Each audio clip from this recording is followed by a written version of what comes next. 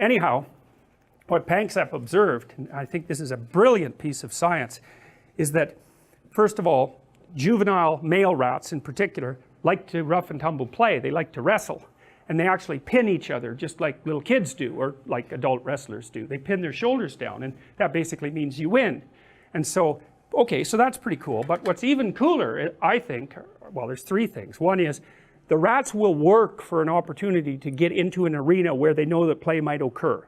And so that's one of the scientific ways of testing an animal's motivation, right? So imagine you have a starving rat and it knows that it's got food down the end of a corridor. You can put a little spring on its tail and measure how hard it pulls, and that gives you an indication of its motivational force. Now imagine the starving rat that's trying to get to some food, and you have a little spring on his tail, and you waft in some cat odor.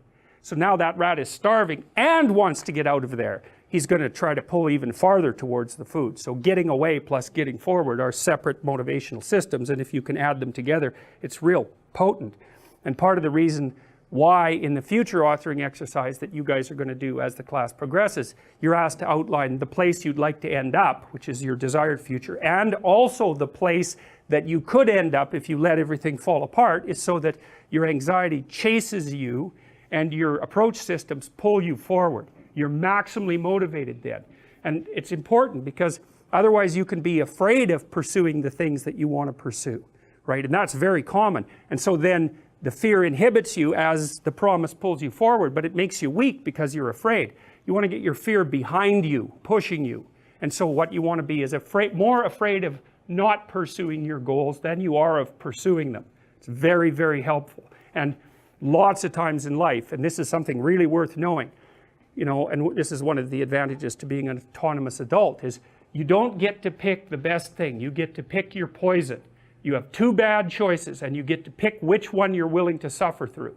And every choice has a bit of that element in it. And so if you know that, it's really freeing, because otherwise you torture yourself by thinking, well, maybe there's a good solution to this, you know, compared to the bad solution. It's like, no, sometimes there's just risky solution 1 and risky solution 2. And sometimes both of them are really bad, but you at least get to pick which one you're willing to suffer through. And that actually makes quite a bit of difference, because you're also facing it voluntarily then, instead of it chasing you. And that is an entirely different psychophysiological response. Challenge versus threat, it's not the same, even if the magnitude of the problem is the same. And so putting yourself in a challenging, let's call it mind frame, you can't just do that by magic. Putting yourself in a challenging mind frame is much easier on you psychophysiologically, because you don't go into the generalized stress response to the same degree.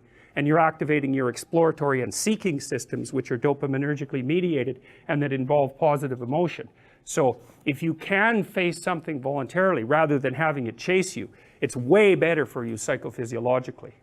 So that's partly why, well, it's worthwhile to go find the dragon in its lair instead of waiting for it to come and eat you. So, and especially when you also add the idea that if you go find the dragon in its lair, you might find it when it's a baby instead of a full-fledged bloody monster that is definitely going to take you down.